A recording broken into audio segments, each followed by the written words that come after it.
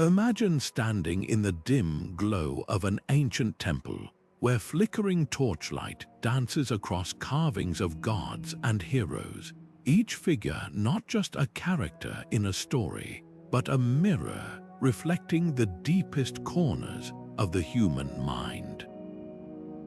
Long before psychology became a science, myths were already mapping the terrain of our inner worlds.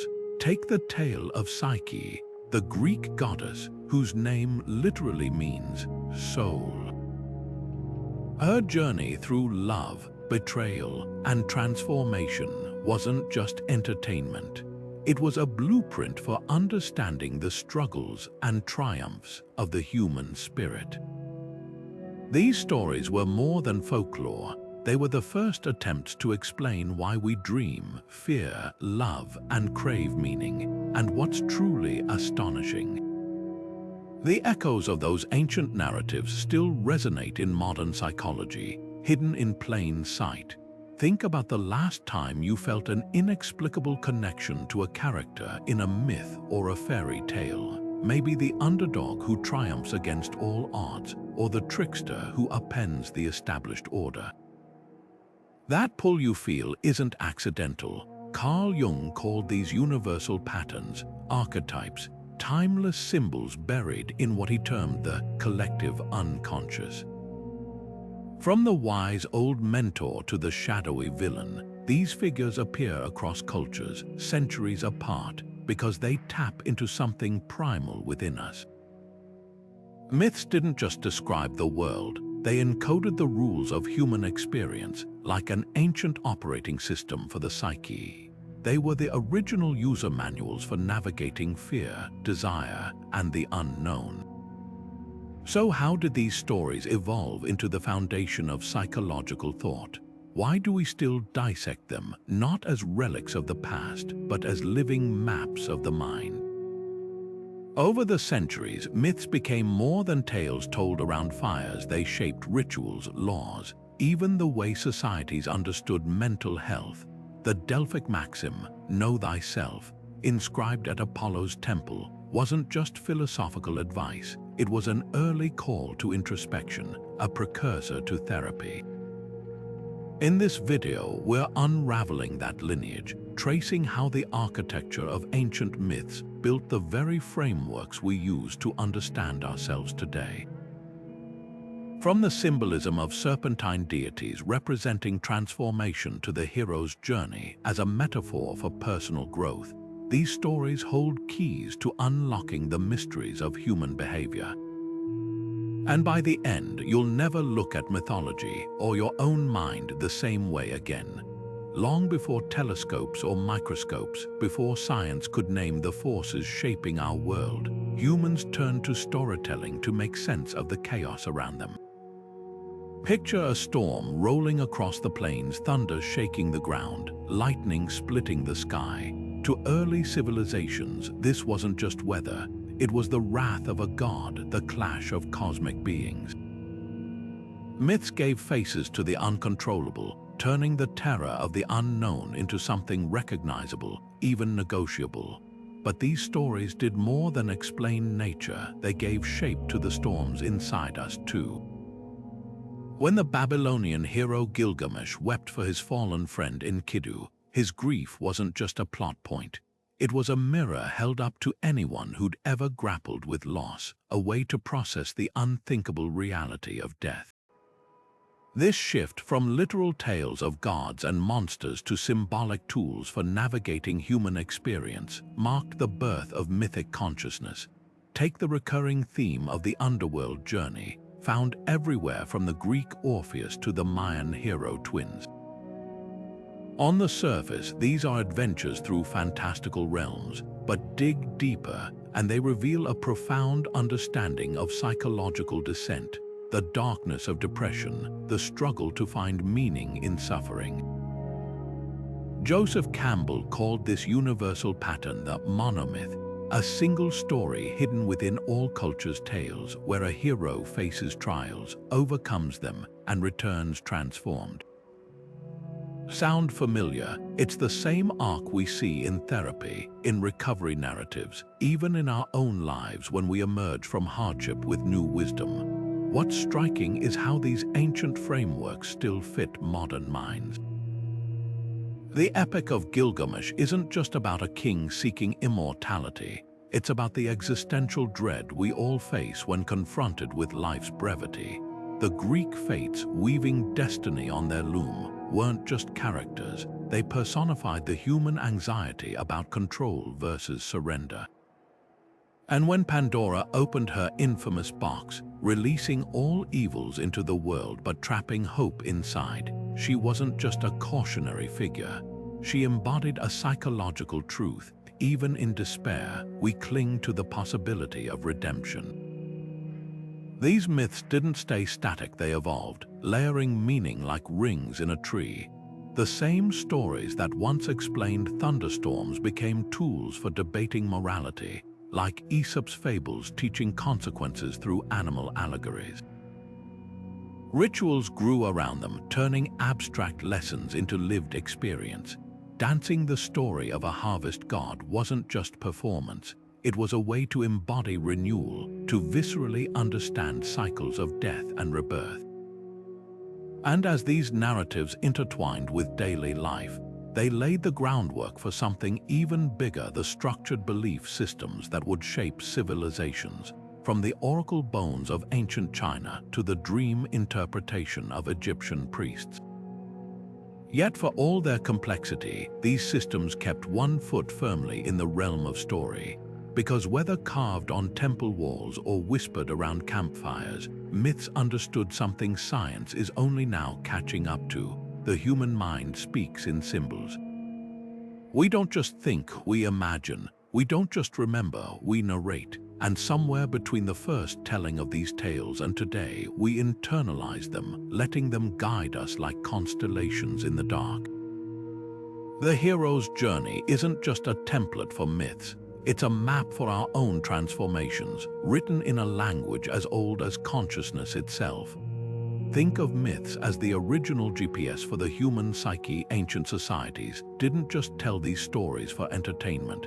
They used them as cognitive maps to navigate life's greatest uncertainties. When the world felt chaotic, myths offered a way to chart a course through the unknown. Much like modern psychology uses schemas to help us organize and interpret our experiences. Take the Egyptian tale of Osiris murdered by his brother Set, his body scattered across the land.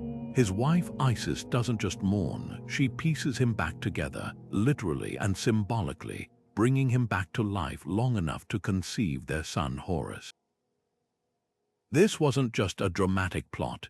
It was a masterclass in grief, resilience, and renewal, a step-by-step guide for enduring loss and finding strength in its aftermath. What's fascinating is how closely these mythic scripts resemble the techniques we use in therapy today. When Isis gathers Osiris's fragments, she's not just performing a ritual, she's embodying the process of emotional integration, the same way a therapist might help someone reassemble their sense of self after trauma. The myth doesn't stop at sorrow, it shows the path forward, teaching that even in fragmentation, there's the potential for rebirth. And just like modern coping mechanisms, these stories weren't one size fits all. The Greeks had Persephone's cyclical descent into the underworld to explain seasonal depression. The Norse had Odin hanging from the world tree, sacrificing an eye for wisdom, a metaphor for the painful but necessary trade-offs of personal growth. These myths did more than comfort, they instructed. They were the original self-help books offering frameworks for regulating emotions long before the term emotional intelligence existed. When Demeter's grief over her daughter Persephone causes the earth to wither, it's not just a poetic explanation for winter, it's a lesson in the physical toll of unresolved sorrow. When the Babylonian goddess Ishtar confronts the gates of the underworld, shedding her pride and power layer by layer, she's modeling the vulnerability required for true transformation. These stories gave people a language for their inner struggles, a way to name the unnamed and confront the unthinkable. But here's the twist: myths didn't just mirror psychological processes, they actively shaped them. By internalizing these narratives, ancient cultures conditioned themselves to see challenges as part of a larger, meaningful arc. The hero's trials, the goddess's grief, the trickster's chaos, all became mental templates for resilience. Today, we might call this narrative therapy or cognitive reframing, but the principle is the same. The stories we tell ourselves determine how we experience the world. And just as Osiris's rebirth promised renewal after despair, these myths whispered a radical idea to their listeners, that even in the darkest night, the seeds of a new dawn are already taking root. Carl Jung didn't just study myths, he uncovered the hidden code running beneath them, revealing patterns so universal they feel like a shared language of the soul. These are archetypes, the psychological blueprints embedded in what Jung called the collective unconscious, a deep well of symbols and stories that transcend culture, time, and geography. Imagine them as the original emojis of the human experience, instantly recognizable whether carved on a Mesopotamian tablet or flashing across a movie screen today. The hero, the shadow, the wise old man, these aren't just characters. They're facets of our own minds wearing mythic disguises. Take the hero, perhaps the most enduring archetype, found everywhere from Gilgamesh's epic quest to modern underdog stories. Every culture has a version: the Greek Hercules battling monsters, the West African Sundiata overcoming disability to found an empire, even the contemporary superhero rising from obscurity.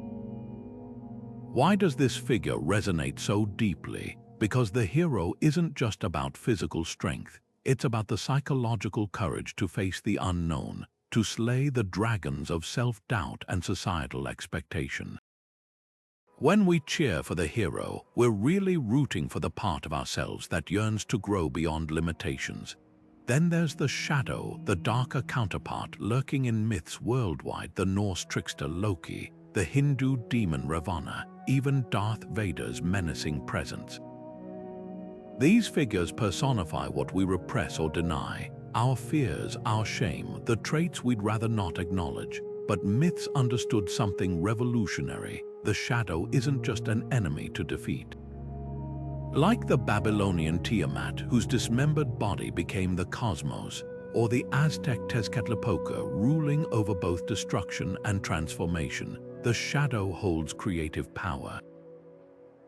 Integrating it, as Jung suggested, isn't about victory but balance, recognizing that darkness, when faced, can become a source of strength. Consider Prometheus, the Greek titan who stole fire from the gods. He's the ultimate rebel archetype, challenging authority for the sake of human progress. But look closer, and his story reveals a psychological tension we all grapple with: the cost of defiance versus the stagnation of conformity. Fire here isn't just a tool, it's knowledge, innovation, the spark of consciousness itself. Every time we question norms or break free from inherited beliefs, we're channeling a bit of Prometheus. And like him, we might face consequences, but myths remind us that growth often requires rebellion. What's astonishing is how these ancient patterns still shape modern storytelling. The wise old man archetype, think Gandalf or Yoda, mirrors myths like the Celtic Merlin or the Hindu sage Vyasa, all embodying the guiding wisdom we seek in mentors or therapists. The Great Mother appears as Isis nursing Horus, Demeter nurturing the earth, or even Mona's grandmother connecting her to ancestral knowledge. These aren't coincidences, they're proof that archetypes are psychological tools, helping us navigate life's transitions by giving form to the formless. Today, these mythic threads weave through everything from blockbuster films to video games because they tap into something primal. When Luke Skywalker confronts Darth Vader, it's not just a battle, it's the hero facing the shadow, the son reconciling with the father. When Katniss Everdeen volunteers as tribute, she's stepping into the same archetypal role as the Sumerian goddess Inanna, descending to the underworld, both stories of sacrifice and transformation. Even our personal struggles mirror these patterns. Starting a new career, that's the hero's call to adventure. Wrestling with self-doubt, that's the shadow at the threshold. Myths gave these experiences names and faces long before psychology had terminology. They told us, you are not alone. Your fears, your triumphs, your darkest nights and brightest dawns, they've all been lived before in stories older than cities. And when we recognize these patterns in ourselves, we're not just understanding myths, we're deciphering the oldest map of the human psyche, one that still guides us home. The hero's journey isn't just a story structure, it's a psychological roadmap etched into our collective imagination, guiding us through life's most transformative moments. Joseph Campbell cracked open this ancient code, revealing how myths from every corner of the world follow the same essential arc. An ordinary person hears a call, crosses into the unknown, faces trials, and returns changed. But here's the revelation: you don't need a magic sword or a divine prophecy to live this story. That job interview you agonized over, that's your call to adventure. The year you spent rebuilding after a breakup, those were your trials, and when you finally emerged with hard-won wisdom, that was your return, bearing the elixir of experience to share with others.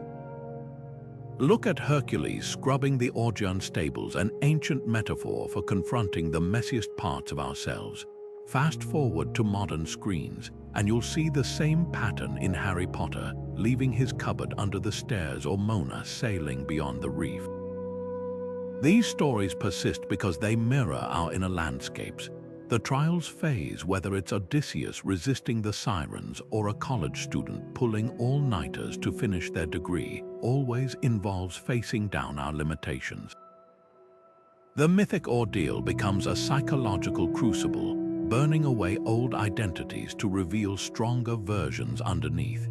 What's extraordinary is how these ancient templates fit contemporary lives with eerie precision. The refusal of the call, that moment when the hero hesitates, plays out in our own fears of change. The meeting with the mentor manifests when we find that teacher, therapist, or friend who helps us see our potential. Even the concept of the shape-shifter appears when people or situations reveal their true natures, forcing us to adapt. Campbell showed how these aren't just literary devices, they're psychological milestones we all encounter on the path to growth.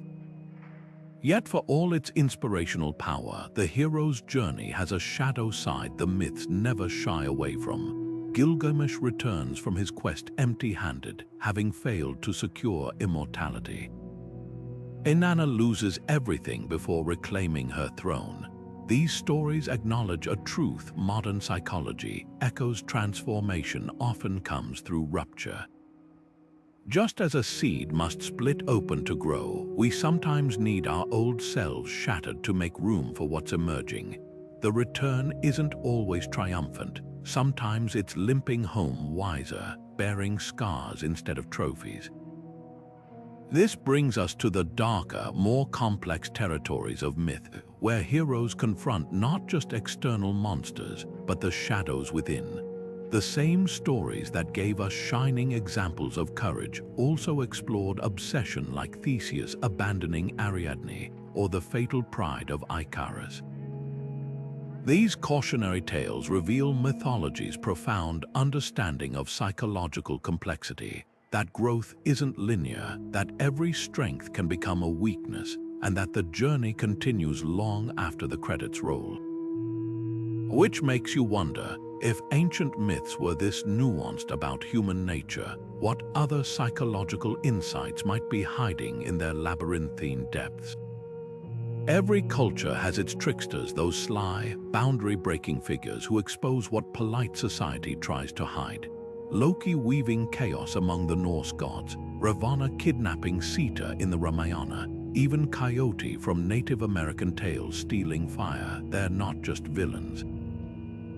They're manifestations of the shadow, that hidden reservoir of impulses we're taught to deny: rage, selfishness, unchecked desire. Myths gave these forces a face and a name, not to glorify them, but to create a safe container for confronting them. Imagine a Viking hearing the tale of Loki's mischief, laughing at his antics while subtly acknowledging the parts of himself he couldn't express. That's the genius of these stories. They let people dance with their darkness without being consumed by it. Ancient rituals took this further, turning myth into lived experience. Dionysian festivals in Greece weren't just wild parties, they were sanctioned releases, where normally restrained citizens could embody chaos for a night, shouting, dancing, shedding societal masks. The Aztecs had their flayed god, Therapeutic, whose priests wore the skins of sacrificial victims, symbolizing the shedding of old identities. These weren't mere spectacles, they were early forms of shadow work, allowing communities to vent repressed energies in controlled bursts. Modern therapy echoes this with techniques like role-playing or anger release exercises. Different methods, same goal: to integrate what we've exiled rather than letting it fester unseen. But myths didn't just explore the shadow, they policed it. For every tale celebrating rebellion, there were warnings about its costs. Icarus flew too close to the sun. Narcissus drowned in his own reflection. These stories functioned like psychological guardrails, showing the consequences of unbridled impulses. The Hindu concept of dharma, cosmic order, was upheld through tales like that of Ravana, whose 10 heads symbolized knowledge corrupted by ego, a caution against pride even for the powerful. Even Loki, for all his charm, ends up bound in a cave with venom dripping on his face, a stark reminder that chaos unchecked eventually turns inward. Here's where myths reveal their double-edged wisdom. They acknowledge the shadow's necessity while teaching how to channel it. The Egyptian Set wasn't purely evil. As the god of storms and disorder, he represented the disruptive forces that clear the way for renewal.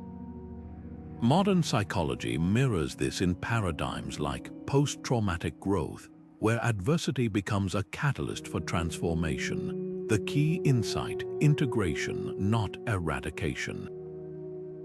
Just as the Cherokee tale of the two wolves, one light, one dark, teaches that both must be fed to stay whole, myths understood that suppressing the shadow only gives it more power. Today, we see this battle play out in pop culture. Batman's Joker isn't just a criminal, he's the embodiment of chaos mocking order, a shadowy mirror to Gotham's obsession with control. Game of Thrones' Tyrion Lannister, dwarfed and scorned, wields his wit like Loki's silver tongue, turning society's prejudices into weapons. These modern myths still serve their ancient purpose, letting us safely project our unspoken fears and desires onto larger-than-life figures. The difference: now we binge-watch their struggles instead of gathering around fires. But the question remains the same: how do we make peace with the parts of ourselves that refuse to fit neatly into the light? Myths operated as the original moral compasses, hardwiring societies with codes of conduct long before legal systems or psychology textbooks existed. Picture the Greek Furies, those terrifying winged goddesses who pursued oath-breakers and murderers with relentless fury. They weren't just monsters, they were living embodiments of guilt, the psychological weight of wrongdoing made manifest. When Orsts kills his mother Clytemnestra and is haunted by these creatures, the story isn't just about punishment, it's a vivid lesson in the inescapable grip of conscience. Freud would later call this the superego, that inner voice internalizing societal rules. But myths got there first, personifying moral consequences in ways that stuck deeper than any lecture. Now flip the script to the East, where Hindu and Buddhist myths wove the concept of karma into the fabric of daily life. The tale of King Harishchandra, who endures unbearable suffering to keep his word, doesn't just preach honesty, it maps the psychological rewards of integrity, showing how moral choices ripple across lifetimes. These stories functioned like ethical software updates, reinforcing the idea that every action carries weight. Yet, unlike the Furies' brutal justice, some myths offered a gentler approach.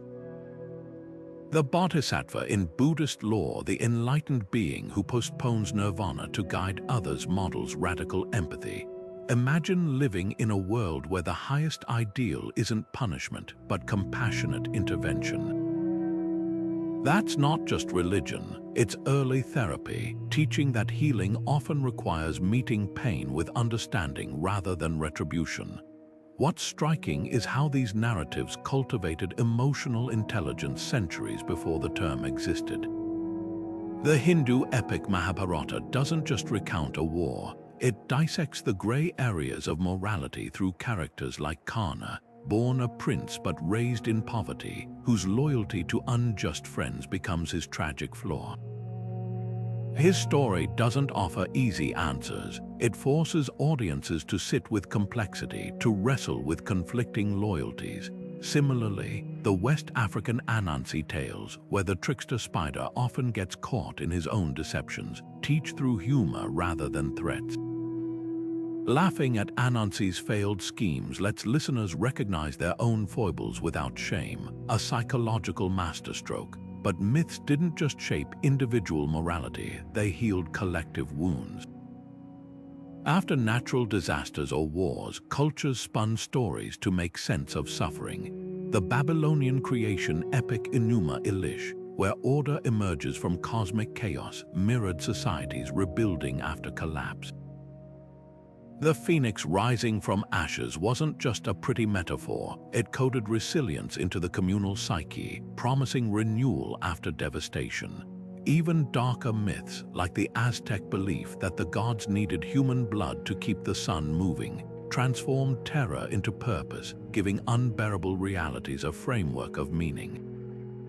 These narratives were more than folklore, they were survival tools. When the Norse described their world ending at Ragnarök, only to be reborn from the remnants, they weren't predicting doom, they were practicing psychological preparedness. By rehearsing catastrophe mythically, they built mental resilience for real crises. Today, we'd call this trauma-informed narrative therapy. The difference.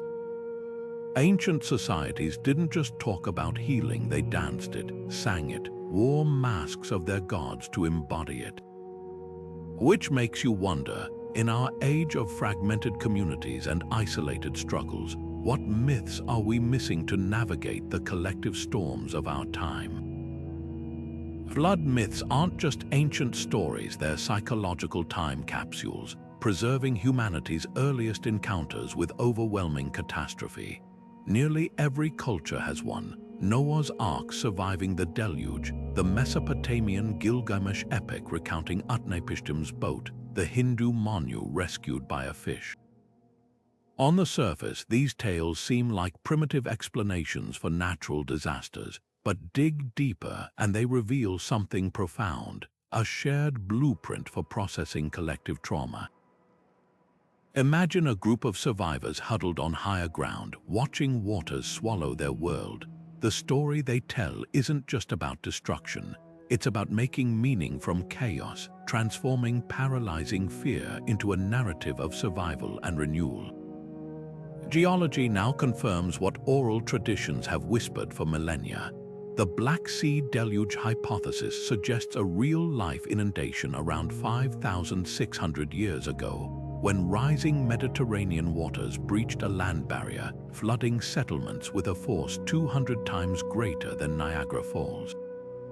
Similar events likely inspired China's Gun-Yu flood myths and Aboriginal tales of ancestral lands submerged. These weren't mere legends, they were cultural lifelines, helping communities metabolize disasters too vast to comprehend. Like modern PTSD therapies that encourage patients to reconstruct traumatic events, flood myths allowed entire generations to reframe devastation as a story with a beginning, middle, and hopeful end. Notice how these stories universally include a survivor, a lone figure chosen to carry forward wisdom. Noah preserves animal species. Utnapishtim guards the seed of all living things. This recurring motif taps into a deep psychological need, the assurance that even in total collapse, something precious endures. The ark itself becomes a powerful symbol, not just a physical vessel, but a mental container for hope. Today, we might call this resilience building or finding the silver lining, but ancient cultures encoded it in mythic language, teaching that survival requires both practical preparation and spiritual fortitude. Yet these narratives also carried sharp moral edges. The flood is rarely random, it's often divine punishment for human corruption. The Babylonian epic of Atrahasis describes gods unleashing waters because humanity's noise disturbed their sleep. Genesis frames Noah's flood as a reset for a violent world. These weren't arbitrary scare tactics, they were early attempts at social psychology, using vivid consequences to reinforce cooperation and ethical behavior. Just as trauma survivors today might vow never again, these myths institutionalized collective memory, turning raw terror into cautionary lessons. What's often overlooked is how flood myths shaped individual identity within communities. In the Maori tradition, the hero Tohaki climbs to heaven to obtain baskets of knowledge after a great flood, a metaphor for personal growth rising from shared adversity. The Lakkurt Ore Ojibwe speak of Wainabuju rebuilding the world on a turtle's back, teaching that renewal begins with humble, patient effort. These stories didn't just explain the past, they offered roles for listeners to inhabit: the steward, the seeker, the rebuilder, forging bonds between personal purpose and communal survival. The genius of these myths lies in their duality. They're both trauma responses and frameworks for transformation. When the Aztecs recounted the destruction of the fourth sun by water, they didn't stop at the catastrophe. They described the birth of the fifth sun, a new era requiring human participation to keep it alive. This mirrors modern therapeutic approaches that help patients rebuild narratives of agency after powerlessness. Flood myths acknowledged the terror of nature's fury, but they also whispered a radical idea that from the ruins we don't just rebuild. We reimagine. Creation myths were never just about how the world began, they were about how we began to understand our place within it. Picture an Aboriginal elder tracing the Dreamtime stories in the Red Earth, mapping not just the land's formation, but the invisible threads connecting people to ancestors, animals, and stars. These narratives didn't merely describe origins, they answered the most urgent human question: where do I belong? The Genesis account of Adam naming the animals wasn't a simple tale of dominion. It was a psychological anchor, assuring ancient listeners that humans weren't accidental intruders but intentional participants in a grand design.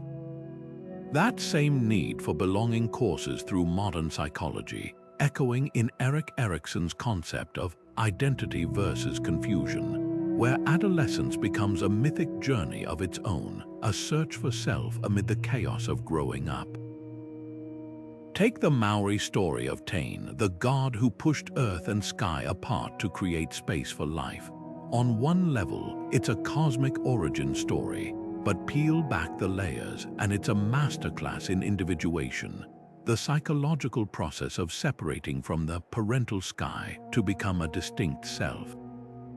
The struggle mirrors every teenager's push for independence or an immigrant's negotiation between old traditions and new identities. These myths didn't shy away from the pain of that separation.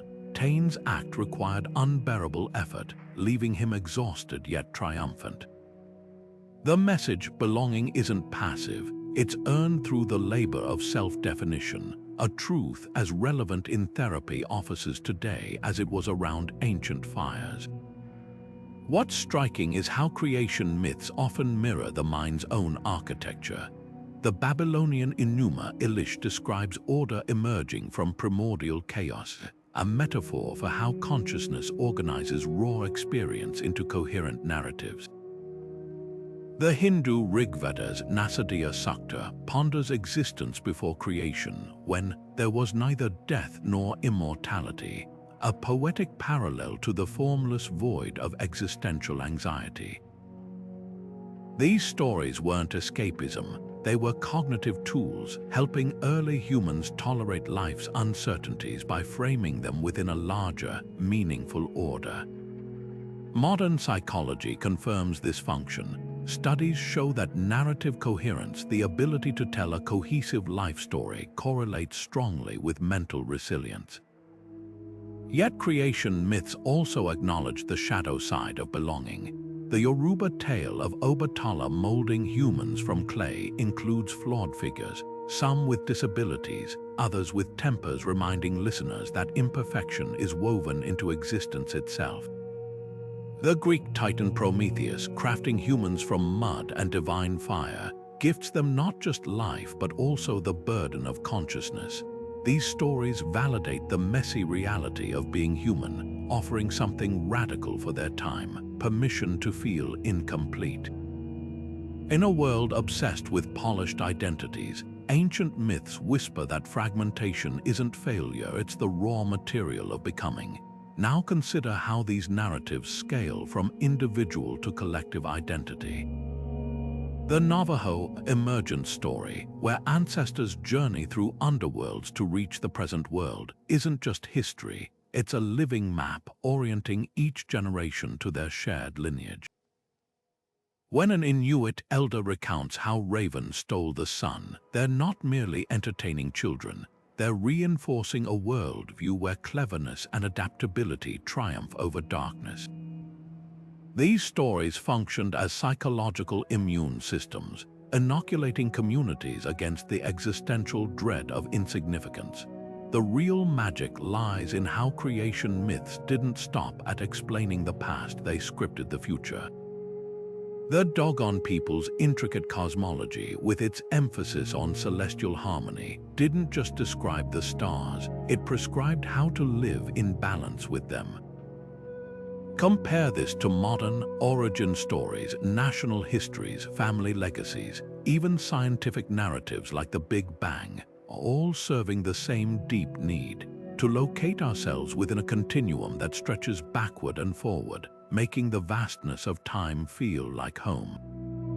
Whether etched on temple walls or whispered at bedtime, these tales remind us that to know where you're going, you must first imagine where you began, and that the most powerful creation myth might be the one you're writing with your life.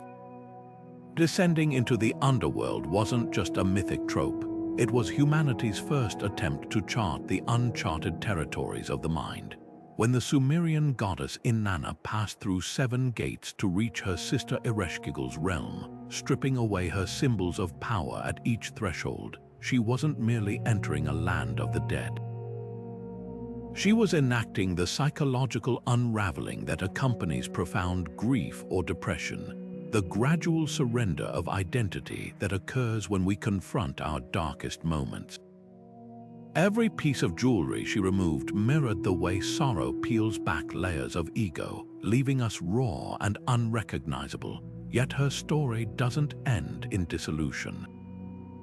After hanging lifeless on a hook for 3 days, she's resurrected, returning to the upper world with hard-won wisdom.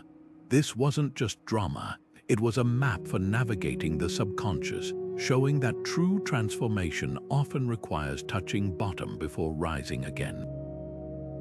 Compare Inanna's ordeal to Orpheus's descent for Eurydice, where love compels him to face the unimaginable.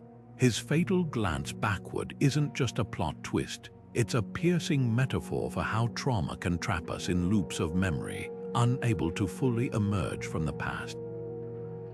The Greeks understood what modern psychology now confirms: healing isn't linear. Like Orpheus, we might have the chance to retrieve what we've lost, only to find our own unresolved pain sabotaging the recovery.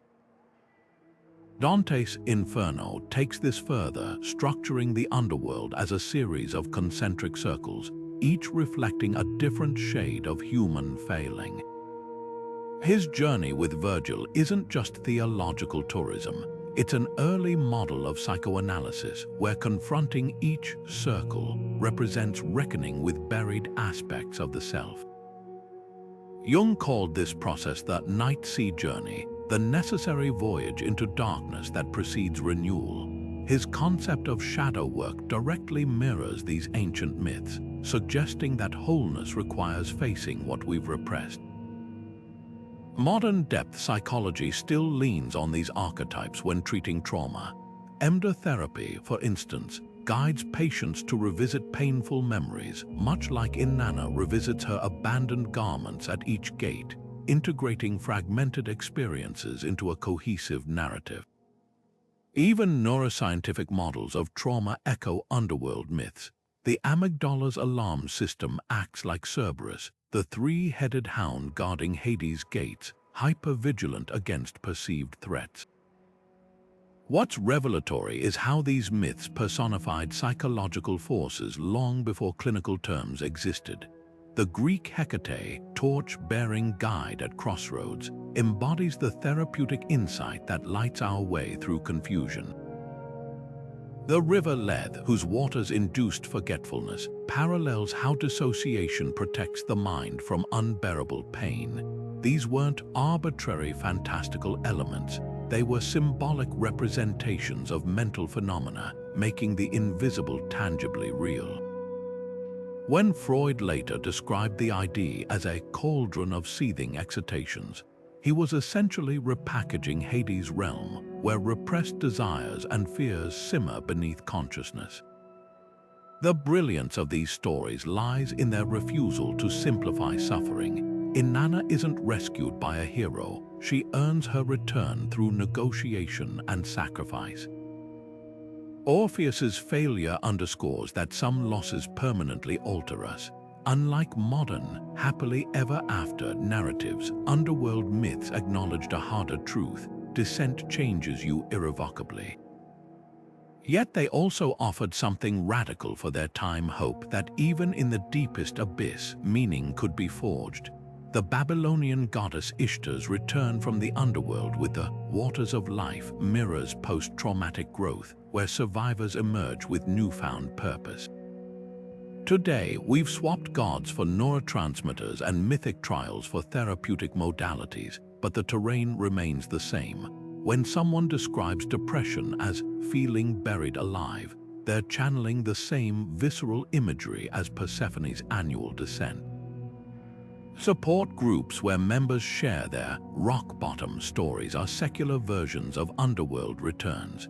These ancient narratives endure because they validate a truth clinical language sometimes obscures: that darkness isn't just pathology to be cured, but a crucible where the self is remade. The next time you hear someone say they're going through hell, remember, they're invoking a mythic framework older than medicine, one that recognized the underworld not as a place of punishment, but of profound reckoning and ultimately renewal. Ancient gods and goddesses were more than just celestial rulers. They were mirrors reflecting the fragmented, often contradictory landscape of human emotion. Picture Athena springing fully armored from Zeus's forehead, embodiment of strategic thought emerging in a flash of inspiration.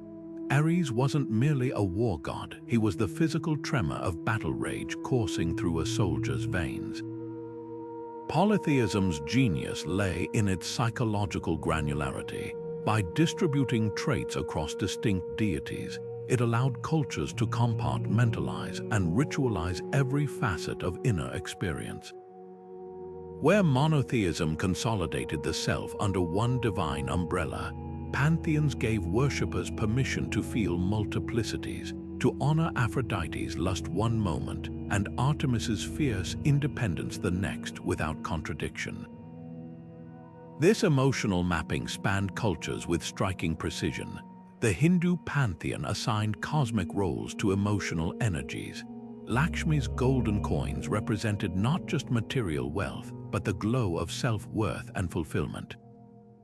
Kali's necklace of skulls wasn't mere destruction. It was the necessary dismantling of ego that precedes rebirth. The Aztec Xochipilli, god of flowers and psychedelic ecstasy, personified altered states centuries before neuroscience described serotonin floods. These weren't arbitrary associations. When devotees left offerings for Demeter during harvest droughts, they weren't just praying for rain. They were externalizing their anxiety, giving despair a face to negotiate with. Modern psychology might call this projection, but myth suggests something deeper. Consider the Greek concept of theodicy, how gods explained suffering's origins. Pandora's box didn't blame humanity for evil. It framed hardship as divine oversight, easing the burden of self-recrimination. When Norse skalds sang of Odin sacrificing his eye for wisdom, they validated the painful trade-offs inherent in growth. These stories functioned as proto-therapies, allowing individuals to process complex emotions through symbolic intermediaries. A farmer cursing Poseidon for a failed voyage wasn't just venting. He was localizing his frustration in a figure powerful enough to contain it, preventing emotional implosion. The therapeutic power of this personification becomes clearest in crisis rituals. Dionysian frenzies provided sanctioned outlets for repressed ecstasy and grief. Priests of Cybele practiced ritual self-flagellation, transmuting personal anguish into sacred spectacle. Even seemingly violent acts like Aztec heart extraction carried psychological dimensions. The victim became a temporary god, their suffering alchemized into communal catharsis. Modern parallels abound. Veterans with PTSD reenacting battles in controlled environments, or rage rooms where shattered ceramics stand in for life's frustrations. The mechanism remains identical, giving form to the formless makes it manageable. What's revolutionary is how these systems normalized emotional fluidity. Where modern mental health frameworks often pathologize mood swings, polytheism celebrated them as divine visitations. A woman weeping at Isis's altar wasn't depressed, she was channeling the sorrow of the goddess mourning Osiris. Seasonal festivals honoring Persephone's descent and return mirrored the cyclical nature of melancholy, validating its transient rather than fixed quality. This stands in stark contrast to later monotheistic traditions that consolidated emotional experience under a single, often judgmental gaze. Think of Augustine's guilt-ridden confessions versus the celebratory chaos of Bacchanalia. Yet these mythic frameworks weren't passive, they actively shaped emotional responses. The Japanese sun goddess Amaterasu's retreat into a cave, plunging the world into darkness until laughter lured her out, modeled how joy combats withdrawal. Hindu tales of Krishna stealing butter as a child reframed mischief as divine play, diffusing parental frustration into reverence. Even the terrifying Mesopotamian demon Lamashtu, who stole babies, served a purpose. Her figurines, placed in homes, transformed amorphous dread into a knowable adversary that could be warded off with amulets. This raises a provocative question. Did ancient worshippers understand their gods as psychological tools? While they might not have used terms like archetype or projection, rituals suggest intuitive awareness. The Egyptian opening of the mouth ceremony, where priests touched statues' lips to activate deities, parallels how modern patients might externalize their inner critic to dialogue with it. The Greek practice of incubatio, sleeping in temples to receive divine dreams, anticipates guided visualization techniques used in trauma therapy today. Perhaps the greatest wisdom of these systems was their recognition that to heal the mind, we first need its chaos to wear a face we can recognize, whether that face belongs to gentle Saraswati or the tempestuous Thor. Long before hospitals or therapy clinics, Healing unfolded in sacred spaces where myth and medicine intertwined. The Greek god Asclepius, whose serpent-entwined staff remains the symbol of medicine today, didn't just cure physical ailments, his temples functioned as the world's first psychiatric wards. Patients would enter the abaton, a holy chamber, and sleep beneath the gaze of carved serpents, their dreams interpreted by priests as divine diagnoses. This practice, called incubation, wasn't mere superstition. It was an early form of dream therapy, harnessing the subconscious to uncover roots of suffering. Imagine a soldier plagued by nightmares after battle, lying in that dim sanctuary. When he dreamed of Asclepius touching his wounded shoulder, the priests recognized what we'd now call PTSD, prescribing rituals to reintegrate his fractured psyche. The serpent, shedding its skin, became the perfect metaphor for renewal, a reminder that healing often requires shedding old traumas to emerge transformed. Shamans across cultures perfected similar techniques, their mythic journeys mirroring modern hypnotherapy. The Siberian healer descending through 9 underworlds to retrieve a sick child's soul wasn't just storytelling, it was a guided visualization, leading the patient's mind through symbolic layers of repression to reclaim lost vitality. Compare this to today's EMDR therapy, where eye movements help reprocess memories, or the way hypnotists use trance states to access buried pain. Both systems understood a truth neuroscience now confirms. The body remembers what the mind tries to forget, and healing requires bridging that divide. The Cherokee myth of the Octina, a great serpent whose crystal could draw out illness, reflects this principle. Sometimes the very thing we fear holds the cure if we know how to approach it.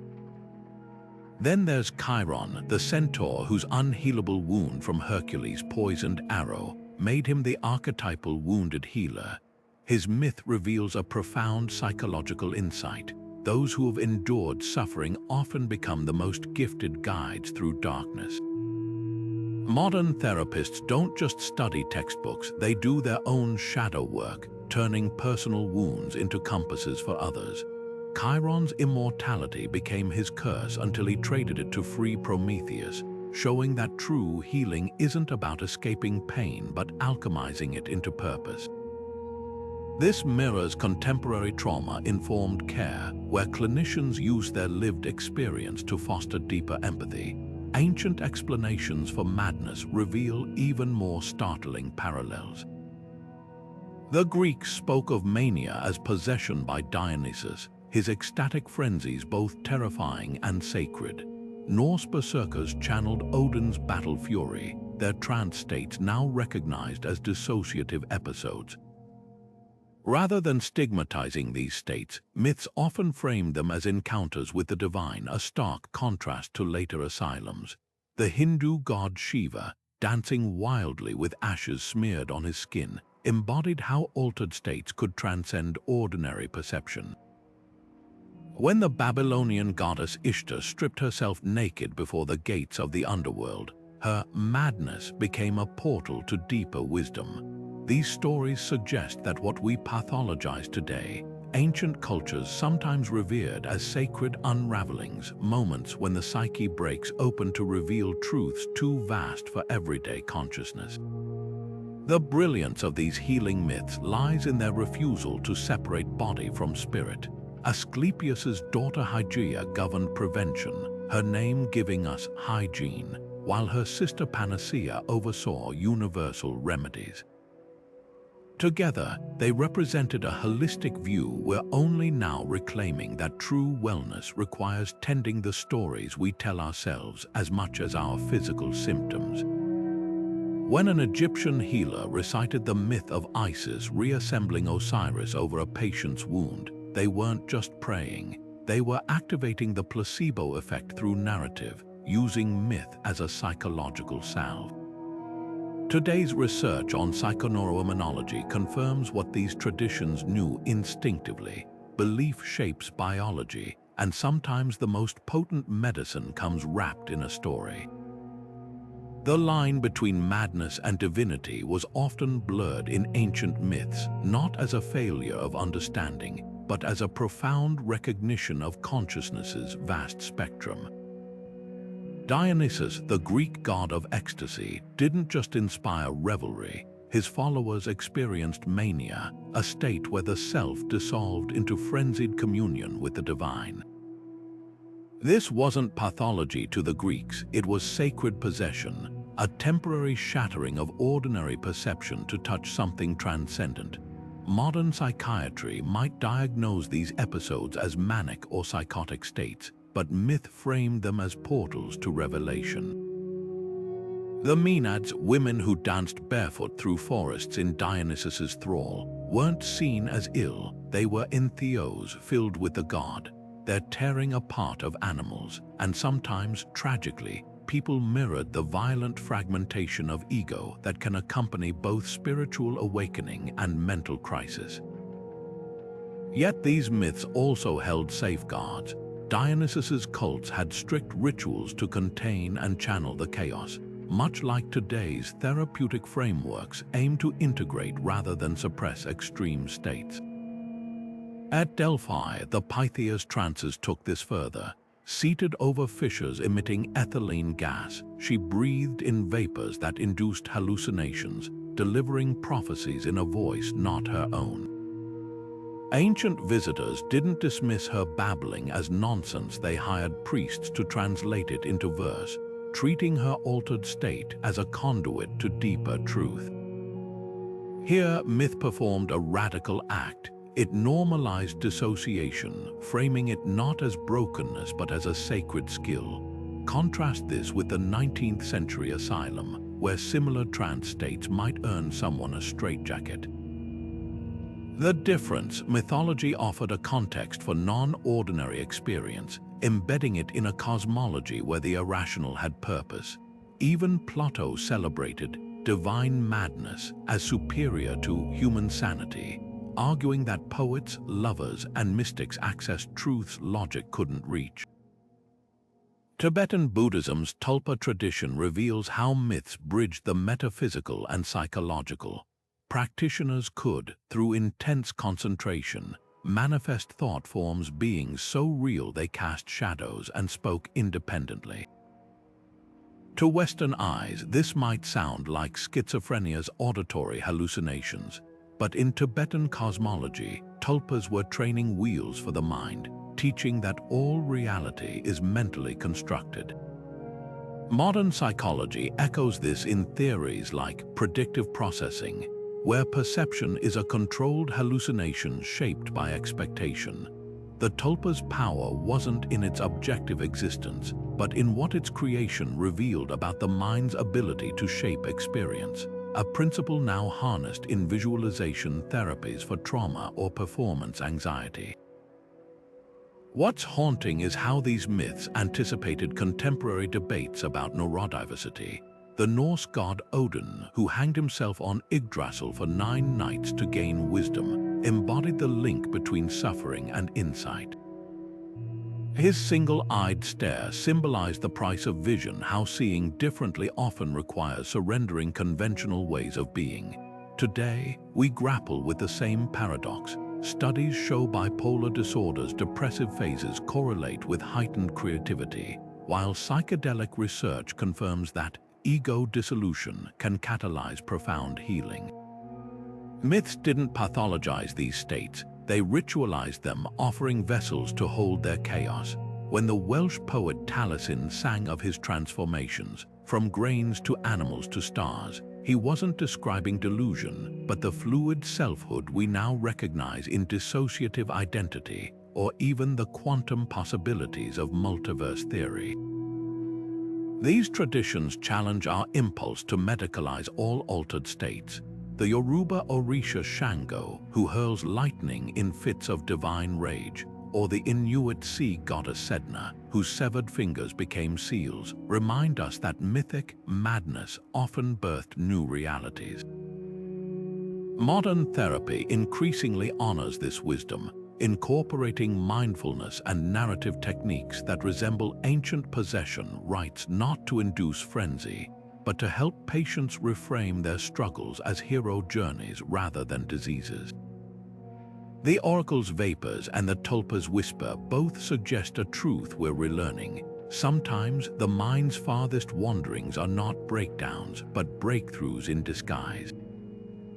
And if myths could map madness, they also held keys to memory's labyrinth, a realm where past and present merge like threads in fate's tapestry. But that's a story for another time. Long before written language etched knowledge onto parchment or stone, myths wove wisdom into the very fabric of memory itself. Picture an Aboriginal elder walking the songline's ancient paths crisscrossing the Australian outback where every rock and river bend holds a story. These weren't just trails, they were living encyclopedias with each landmark triggering verses of creation myths, navigation tips, and survival knowledge passed down over 50,000 years. A single melody might encode the migration patterns of kangaroos or the location of hidden waterholes, turning the landscape into a mental library. This fusion of myth and geography reveals something profound. Stories weren't just told, they were placed, anchored to physical spaces to make them unforgettable. The Greeks later formalized this idea as the method of loci, where orators like Cicero would mentally walk through buildings, associating each room with parts of a speech. Modern memory champions still use this technique, visualizing bizarre scenes in familiar locations to memorize decks of cards or pi's infinite digits. But the roots go deeper, back to Norse Yggdrasil, the world tree whose branches held the 9 realms like compartments of a cosmic memory palace. Each realm wasn't just a mythological setting, it was a mental shelf for storing different types of knowledge, from the ice of Niflheim representing primal chaos to the forges of Svartalfheim craft and creation. Hindu traditions took this further with the Akashic records, an ethereal library said to contain every thought and event in history, echoing today's cloud storage, but for the collective unconscious. What's striking is how these systems shaped the brain itself. Oral storytelling wasn't passive entertainment, it was a neural workout. The rhythmic repetition of epic poems, the vivid imagery of gods battling atop mountains, these weren't flourishes. They were cognitive tools, leveraging our hardwired bias for pattern and narrative to engrave information into long-term memory. Studies show that information embedded in stories is 22 times more memorable than facts alone. When Homer described Achilles' spear as shadow casting, he wasn't just being poetic, he was creating a mental image so striking listeners would recall it generations later, alongside the tactical lessons hidden within the tale. This mythic memory tech didn't just preserve knowledge, it built civilizations. West African griots, keepers of oral histories, could recite lineages spanning centuries, their stories serving as legal precedents and moral charters.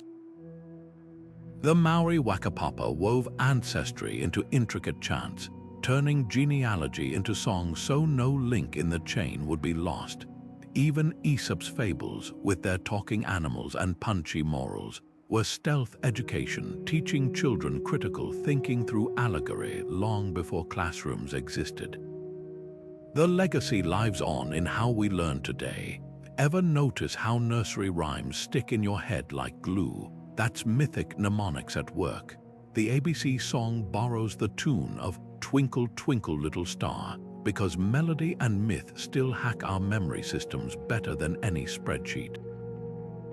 From cave paintings to TikTok, we've always known, if you want an idea to last, wrap it in a story. And if you want that story to endure, let it dance on the landscape of the mind, where every tree, every star, and every twist in the tale becomes a bookmark in the greatest library of all, human memory. The tortoise beating the hare wasn't just a cute animal story, it was ancient brain training, wiring generations of children with the neural circuitry for patience and perseverance.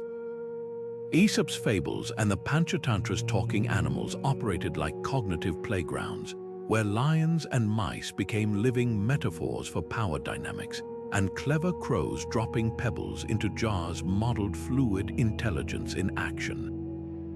These weren't mere bedtime stories, they were stealthy psychological exercises disguised as entertainment.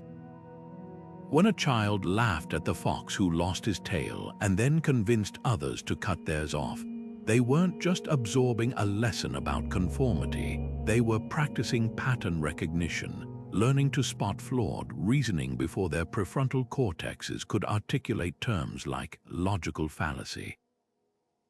Anthropomorphism was the genius hack in these teaching tales. Coyote the trickster stumbling into his own traps, or Bear, a rabbit outsmarting larger foes, gave kids safe proxies to explore social hierarchies. Unlike direct lectures, these animal avatars bypassed resistance. No child feels lectured by a singing cricket, but they'll internalize Jiminy's conscience whisper. The parallels to Pyagate's stages are uncanny.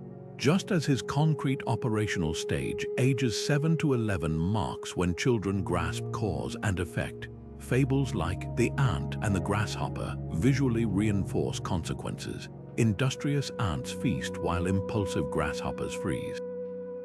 The Panchatantra's layered storytelling, where tales nest inside tales like Russian dolls, mirrors the formal operational stage's capacity for abstract thinking, training young minds to hold multiple perspectives simultaneously. But not all lessons came with a smile.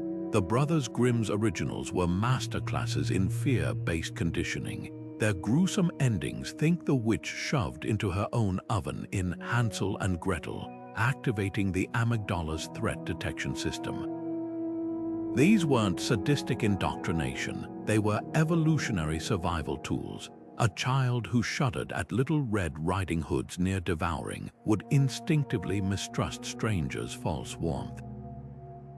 Modern psychology confirms that emotionally charged events create stronger memory traces, which explains why generations remember the gore in these tales long after forgetting schoolbook morals. The gingerbread house's allure and the wolf's deception became neural shorthand for sweetness can hide danger, a heuristic that served well in eras when candy might be poisoned or forests held real predators. Yet these stories did more than teach caution, they sculpted identity.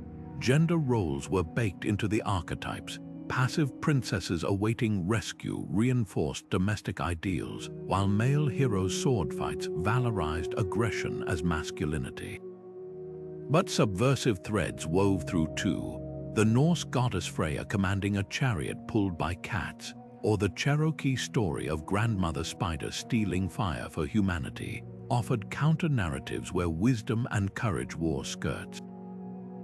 Even seemingly rigid tales held psychological nuance. Cinderella's obedience earned her rewards, but her true liberation came when she actively claimed the slipper, a subtle nod to agency beneath the surface.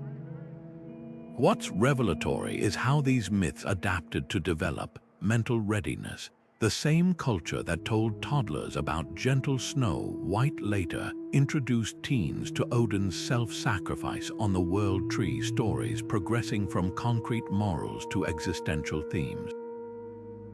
This tiered storytelling mirrored Vygotsky's zone of proximal development, scaffolding complexity just beyond a child's current grasp to stretch their understanding. A 5-year-old might see The Three Little Pigs as a warning against laziness.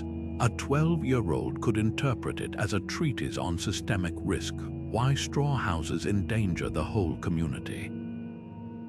Today's cartoons and video games still use these ancient blueprints. Spider-Man's "with great power comes great responsibility" is Aesop in spandex, while Mona's journey mirrors the Panchatantra's ocean-crossing parables. The medium changed, but the mission remains, to turn the chaos of growing up into a story with recognizable signposts, where every talking animal, wicked witch, or trickster god is really a mirror held up to the child's own unfolding mind. The Amazons weren't just legendary warriors, they were mythology's first challenge to the idea that strength belonged exclusively to men. These fierce horse-riding women, said to remove a breast to draw their bows better, represented a radical notion that femininity and power weren't mutually exclusive. Yet their stories also reveal the tensions of their time. Greek vase paintings often showed Amazons being defeated by heroes like Hercules, a narrative wink that even the boldest women must eventually bow to patriarchal order. Contrast this with Zeus, the quintessential sky father, whose lightning bolts symbolized not just divine authority but a very specific kind of masculine dominance, one that ruled through control rather than collaboration. These opposing archetypes didn't just reflect ancient gender norms, they actively shaped them, embedding expectations into the collective psyche that still linger today. When little girls hear tales of passive princesses while boys get thunder-wielding gods, the message seeps in early: power wears a beard. But mythology also held startling exceptions to these binaries.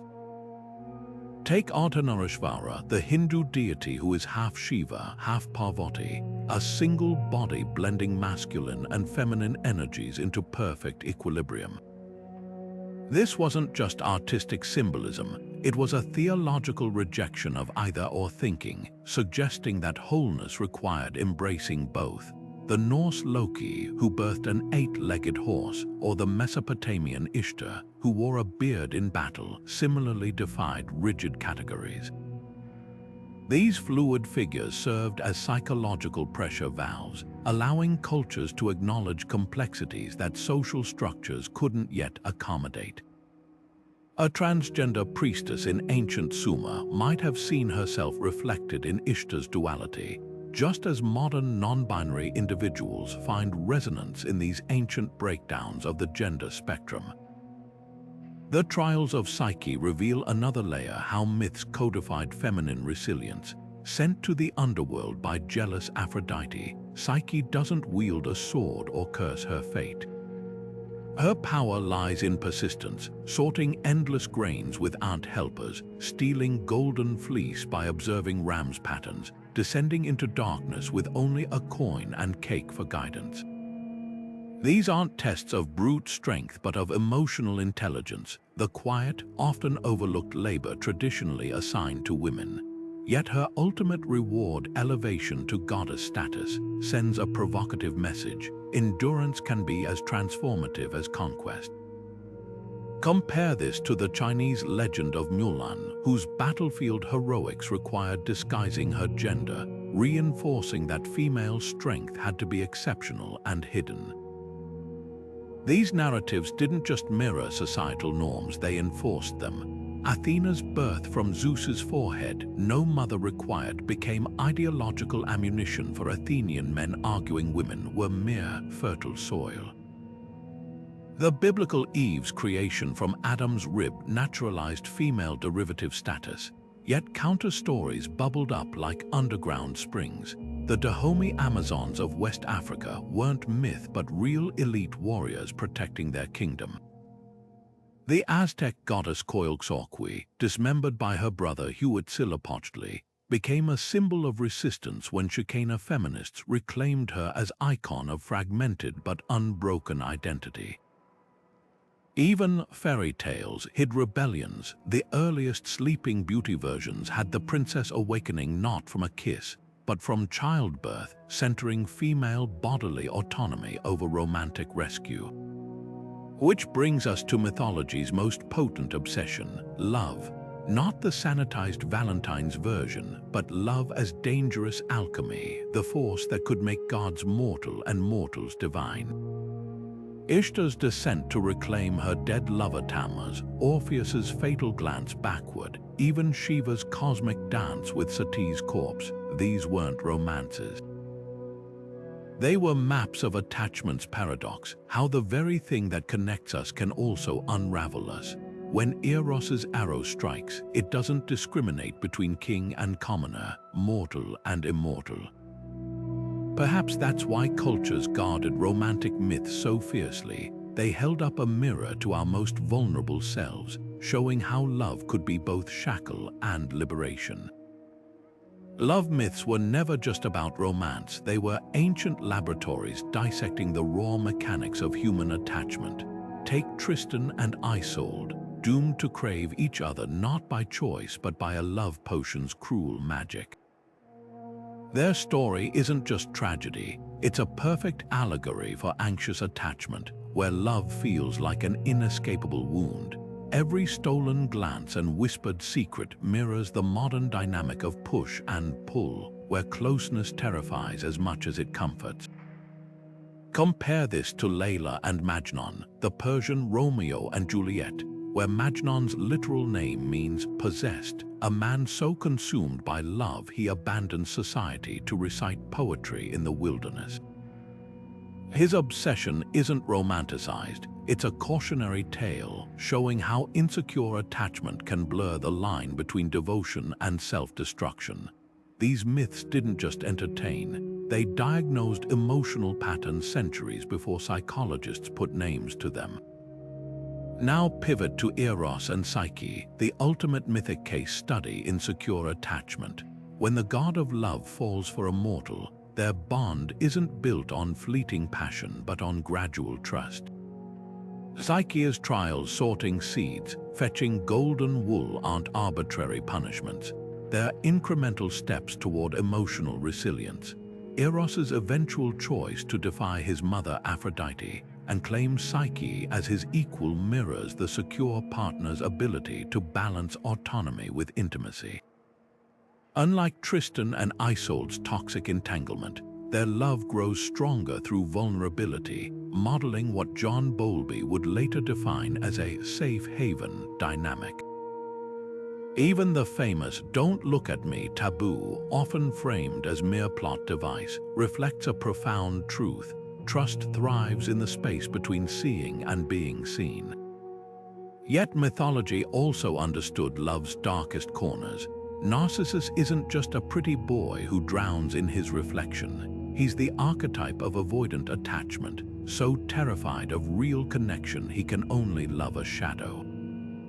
His pool becomes the ultimate metaphor for emotional unavailability, where genuine intimacy is replaced by a shimmering illusion. The nymph Echo, cursed to repeat others' words, embodies the anxious partner's plight, desperate to connect but trapped in a cycle of hollow mimicry. These myths didn't need clinical terms to capture the agony of mismatched attachment styles. They showed it through visceral storytelling, warning against the seductive danger of loving someone who can't or won't love you back. What's startling is how these ancient patterns align with modern research. Bowlby's theories about childhood bonds shaping adult relationships could be a commentary on Hades abducting Persephone, creating a blueprint for disorganized attachment in every daughter who marries a man like her father. The Hindu tale of Savitri, who literally follows Yama, the god of death, to negotiate her husband's life, demonstrates earned secure attachment, the kind built through relentless advocacy and emotional labor. Even the repetitive structures of these stories, obsession, separation, reunion, mirror the cycles therapists see in couples counseling today. But love myths didn't just describe attachment, they weaponized it. The Celtic legend of Diarmuid and Grain, where a runaway princess places a jay's magical compulsion on her rescuer, exposes how love can become coercion. The Aztec goddess Tlazolteotl, who devoured sins along with her lovers, personified the fear of being consumed by intimacy. These narratives acknowledged a brutal truth: love isn't always healing. Sometimes it's the knife that carves us open, leaving scars that shape how we bond forever after. And just as these myths dissected love's grip on the living, they also probed its power beyond the grave, leading us to the next frontier of the psyche, where death anxiety meets eternity's whisper. Death myths weren't just stories about the afterlife, they were psychological armor against the terrifying unknown. Picture an Egyptian scribe painstakingly inscribing the Book of the Dead, filling papyrus with spells to navigate the Juwat, the perilous underworld where hearts were weighed against the feather of Maat. This wasn't morbid fascination, it was an elaborate coping mechanism, a way to exert control over the one inevitability no one could escape. Each incantation served as a mental map, transforming death from a void into a journey with rules, challenges, and crucially, a chance at renewal. Modern psychology calls this terror management theory, the idea that cultures create symbolic systems to buffer the existential dread of mortality. The Egyptian afterlife, with its detailed bureaucracy and judgment scenes, functioned like an ancient version of cognitive behavioral therapy, reframing death as a test one could prepare for rather than an abyss of uncertainty. Now shift north to Valhalla, where Norse warriors feasted eternally, their wounds healing each morning to fight again. This myth wasn't just a reward for bravery, it was a narrative antidote to the randomness of battle. By promising slain warriors a heroic eternity, it softened the brutal truth that death could come any moment by arrow or axe. The psychological brilliance lies in its specificity. Valhalla wasn't a generic heaven, but a continuation of what warriors valued most: camaraderie, competition, and purpose. Compare this to the Buddhist concept of nirvana, where release comes not through eternal glory but through extinguishing the self entirely. Here, the solution to death anxiety isn't more existence but less, an unraveling of desire itself. These opposing approaches reveal a profound truth. Cultures don't just imagine afterlives, they design them to resolve their deepest existential tensions. The Aztecs took this further, confronting mortality head-on with their flower wars, ritual battles where capture and sacrifice were the goal. For them, death wasn't a failure but a sacred collaboration with the gods to keep the cosmos running. Their mythology framed existence as precarious, sustained only by regular offerings of human hearts to the sun god Huitzilopochtli. Where Egyptian and Norse myths softened death's sting, Aztec traditions embraced it as a creative force, turning anxiety into awe. Modern Mexico's Dia de los Muertos, with its vibrant altars and sugar skulls, carries echoes of this worldview, not avoiding death but inviting it to the table, transforming fear into celebration. What unites these traditions is their communal power. Afterlife myths weren't private comforts but shared scripts, reinforced through rituals that wove individuals into something larger. When Greek heroes like Hercules achieved immortality through fame, it wasn't just personal glory, it was a collective promise that greatness could outlast flesh. The Hindu practice of sati, where widows joined their husbands on funeral pyres, though controversial and now banned, took this to an extreme, binding individual fate to social expectations. Even in dissent, myths provided cohesion. The Viking who mocked Valhalla still lived in a world where its story shaped everyone around him. Today's equivalents are less about gods and more about legacy, donating to hospitals to have wings named after us, obsessing over social media posthumous settings, or freezing bodies in cryogenic hope.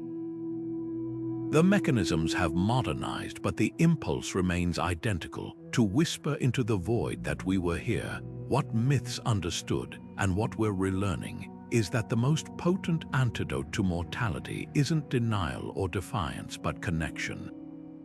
The Egyptian who helped neighbors memorize burial spells, the Aztec warrior grasping an enemy's hand before sacrifice, the Buddhist monk teaching detachment to villagers, all were participating in the same timeless project, building meaning together, one story at a time.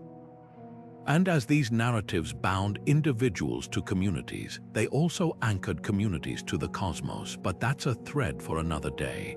Romulus and Remus weren't just legendary twins, They were the psychological glue that held Rome together. Abandoned as infants, raised by a she-wolf, and destined to build an empire, their myth didn't just explain Rome's origins, it forged a shared identity among strangers. Imagine a world where your neighbor might be an Etruscan, a Sabine, or a Latin people who'd once been enemies. The story of those brothers, fighting yet uniting, mirrored Rome's own messy beginnings, turning violent clashes into chapters of a collective saga. This wasn't just storytelling, it was social alchemy transforming us versus them into we. Sociologist Emile Durkheim called this collective effervescence, the electric sense of belonging that sparks when communities rally around shared symbols. Rome's annual Lupercalia festival, where young men raced through the streets wearing wolf skins, wasn't mere pageantry. It was ritualized memory, reenacting the wildness and resilience of their mythic founders. Every slap of bloodied goat hides on women's hands, believed to ensure fertility, tied personal lives to the city's destiny, reinforcing that no one was just an individual, they were part of something larger. Modern nations still do this. Think of Americans reciting the Pilgrim story or Australians gathering around Anzac Day dawn services. The medium changes, but the mechanism remains. Myths dissolve tribal boundaries by giving everyone the same origin story to swear by. Now cross the world to Japan, where the sun goddess Amaterasu didn't just light the sky, she lit a national identity. When she retreated into a cave, plunging the world into darkness, her fellow gods lured her out with laughter and a mirror reflecting her own brilliance. This myth became the cornerstone of Shinto, weaving the emperor's divine lineage straight back to the sun itself. For centuries, Japanese farmers and samurai alike saw themselves as children of this celestial drama, their loyalty to the emperor reinforced through rituals at Ai's shrine, where Amaterasu's sacred mirror resides. Even today, the Japanese flag's rising sun echoes this narrative, proving how myths outlived their ancient tellers to shape modern consciousness. But myths aren't fossils, they're living things that evolve with the cultures that carry them. The same Roman founding myth that once justified brutal conquest later softened to emphasize Romulus's asylum for outcasts, reframing Rome as a haven for the marginalized. In India, the Ramayana's hero Rama began as a local prince before becoming a pan-Indian symbol of righteous rule, his story stretching from temple carvings to Bollywood blockbusters.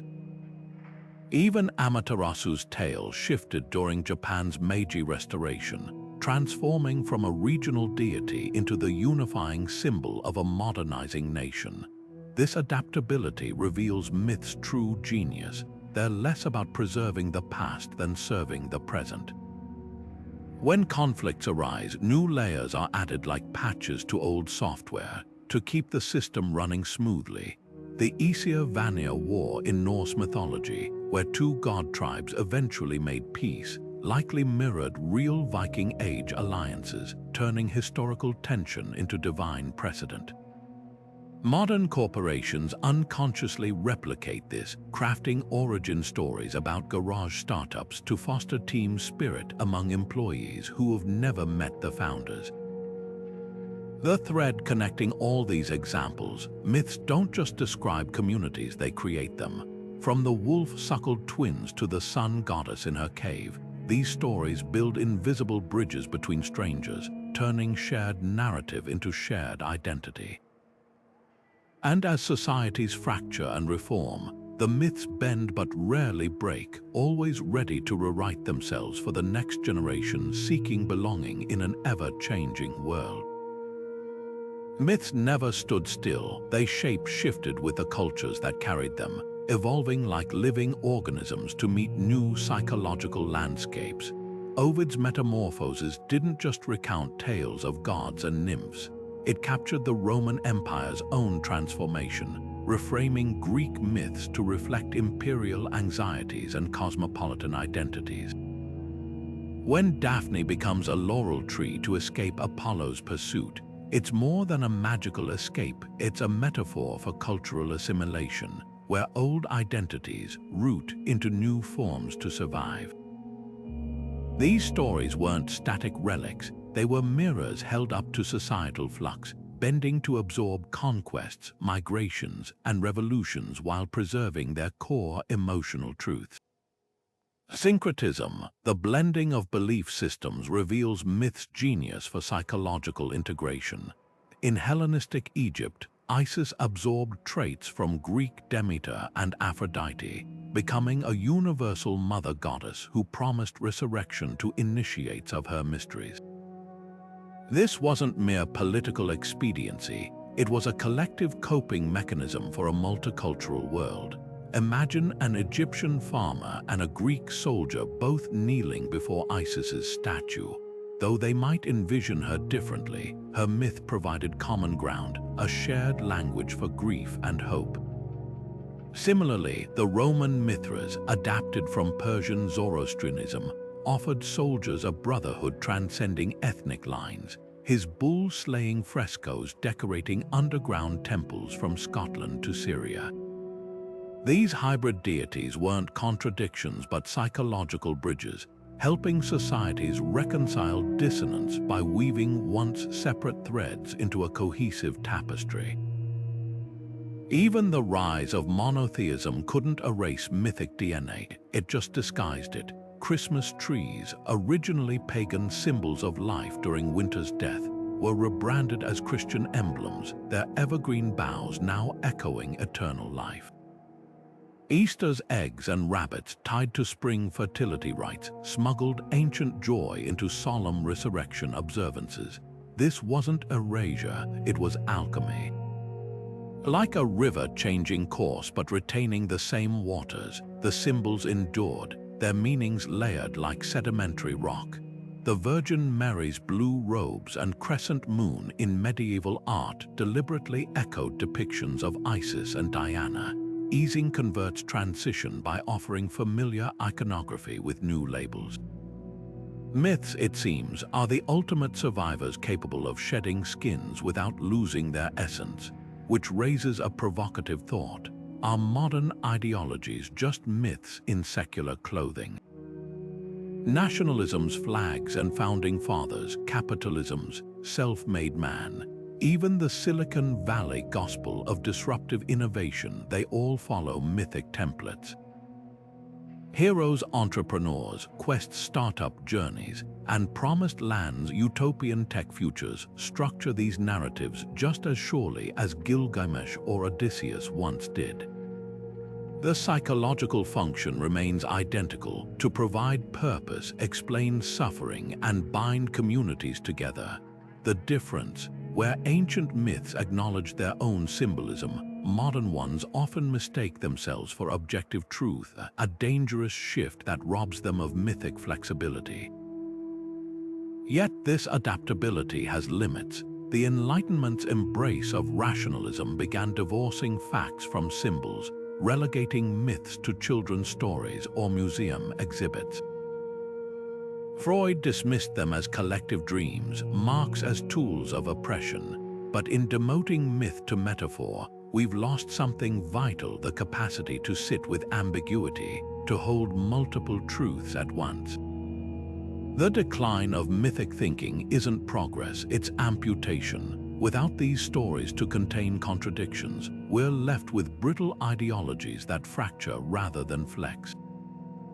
The irony, even our rejection of myths follows a mythic pattern. The hero severing ties to the past, only to rediscover its value too late. Perhaps the next metamorphosis is already underway, not a return to literal belief, but a recognition that myths were never about explaining the world. They were about surviving it together. The Enlightenment didn't just champion reason, it declared war on myth, stripping stories of their sacred power and recasting them as childish fantasies. Suddenly, the same tales that had guided civilizations for millennia were dismissed as primitive explanations for natural phenomena, rendered obsolete by telescopes and microscopes. René Descartes' infamous declaration, "I think, therefore I am," didn't just elevate logic. It severed the mind from the body, divorcing human experience from the interconnected web of meaning myths had woven. Where ancient cultures saw Demeter's grief in every withering stalk of wheat, Enlightenment thinkers reduced harvests to soil chemistry and rainfall patterns. The world wasn't just studied, it was disenchanted, its mysteries flattened into equations. Yet this shift came at a cost. The Polynesian navigator who once read the stars as a celestial roadmap now had to unlearn his ancestors' stories to embrace cold celestial mechanics. The village healer's knowledge of medicinal plants rooted in myths of earth goddesses was rebranded as mere proto-science, its spiritual depth erased. Nietzsche saw the danger lurking in this rationalist triumph. In The Birth of Tragedy, he warned that by abandoning myth, modern society was losing its metaphysical comfort, the ability to endure life's suffering by seeing it as part of a grander narrative. Greek tragedies had transformed agony into art, channeling chaos into catharsis. But the Enlightenment's sunlit prison of reason, as Nietzsche called it, offered no such release. His parable of the madman declaring God's death wasn't celebratory. It was a scream into the void, foretelling the existential vacuum that would follow when myths were exiled. Without Dionysian ecstasy to balance Apollonian order, he predicted, culture would suffocate under sterile rationality. The 20th century's wars and alienated masses would prove his fears startlingly prescient. Freud, ever the pragmatist, offered a clinical diagnosis of this rupture. In The Future of an Illusion, he argued that myths were collective fantasies, psychological crutches humanity used to cope with powerlessness.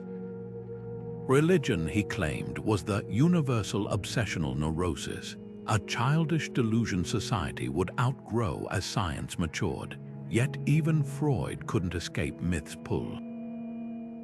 His own theories teem with mythic echoes, Oedipus wrestling with fate, the primal horde devouring their father, Eros and Thanatos locked in eternal struggle.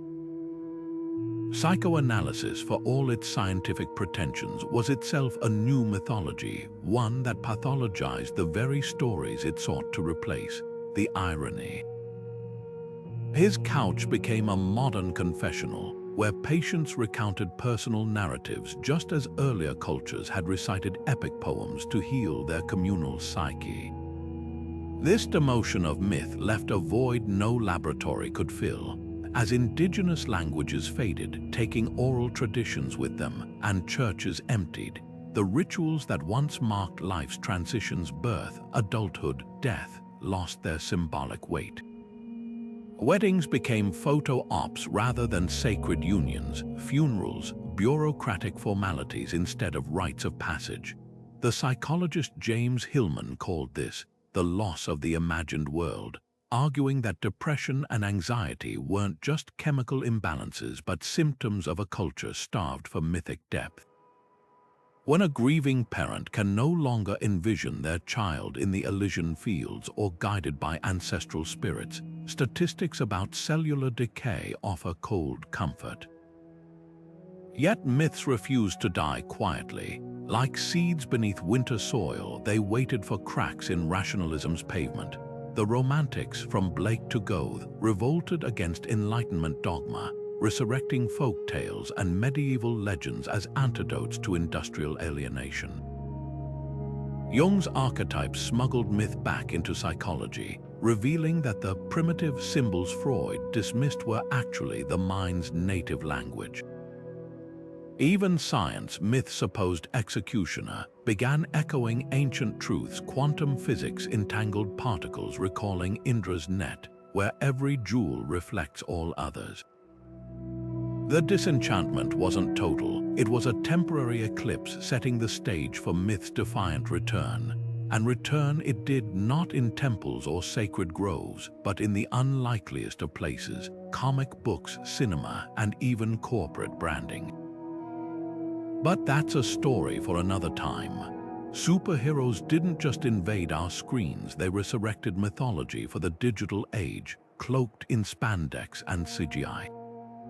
The Avengers aren't merely a team, they're a modern pantheon, each member embodying archetypes as old as storytelling itself. Thor swings his hammer like a Norse god rebooted for a Max, while Black Panther's Wakanda channels the isolation and technological mysticism of Atlantis or Shambhala. These blockbusters don't just entertain, they fulfill the same psychological functions as the tales of Olympus or Valhalla, offering moral clarity in a chaotic world. When Tony Stark sacrifices himself in Endgame, it's not just a plot twist, it's a ritual of atonement, echoing Odin hanging from Yggdrasil or Christ on the cross.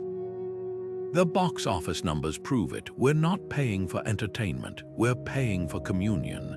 George Lucas didn't hide his mythic blueprint, he plastered Joseph Campbell's hero's journey across Star Wars like a neon sign.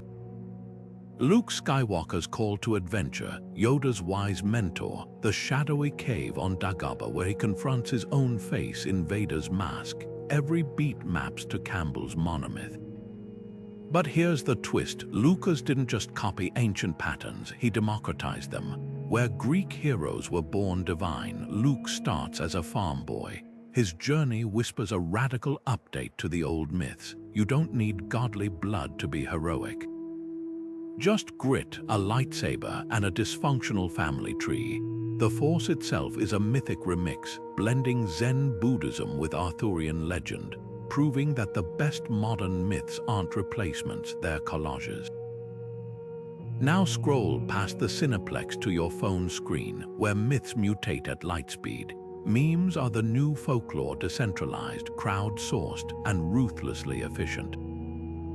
The distracted boyfriend image isn't just a joke, it's a modern cautionary tale about temptation, as morally pointed as Aesop's fables. Viral conspiracy theories operate like dark myths, filling the same void that once demanded explanations for thunderstorms or plagues. QAnon's anonymous prophecies mirror the Delphic oracle's cryptic utterances, while flat earthers channel the same distrust of authority that made Prometheus a rebel icon. The medium changed, but the mechanics didn't. These are stories that help people navigate fear and uncertainty, even when they're factually unmoored. Jordan Peterson's maps of meaning catapulted myth back into academia, arguing that these ancient patterns are more than fiction, they're cognitive tools for survival. When he dissects the Bible's Job story as a guide to suffering, or compares dragons to the chaos lurking beyond societal order, he's doing what shamans did millennia ago, translating the unbearable into the symbolic. Therapists now borrow this playbook, using mythic frameworks to help clients reframe their struggles. A veteran with PTSD might see their recovery as Hercules cleansing the Orgian stables, an impossible task that still must be tackled. A teenager grappling with identity might find solace in Loki's fluidity or Artemis's fierce independence. The real magic lies in myth's elastic durability. It stretches to fit new shapes without snapping. A TikTok trend can carry the same weight as a Homeric hymn if it helps someone feel seen. A Marvel movie can spark the same awe as a temple fresco. The stories evolved, but their purpose didn't, to remind us that whether we're swiping screens or gathering around fires, we're still telling ourselves into existence, one myth at a time. Mythic imagination isn't confined to ancient temples. It's alive in therapy offices today, where Jung's active imagination technique turns the psyche into a stage for inner deities to speak. Picture a trauma survivor sitting across from their therapist, eyes closed, summoning the image of a protective figure, perhaps Athena with her shield or the Cherokee Selu, goddess of nourishment. This isn't escapism, it's neural rewiring. By dialoguing with these archetypes, patients externalize their struggles, transforming nebulous pain into characters they can confront, negotiate with, even overthrow.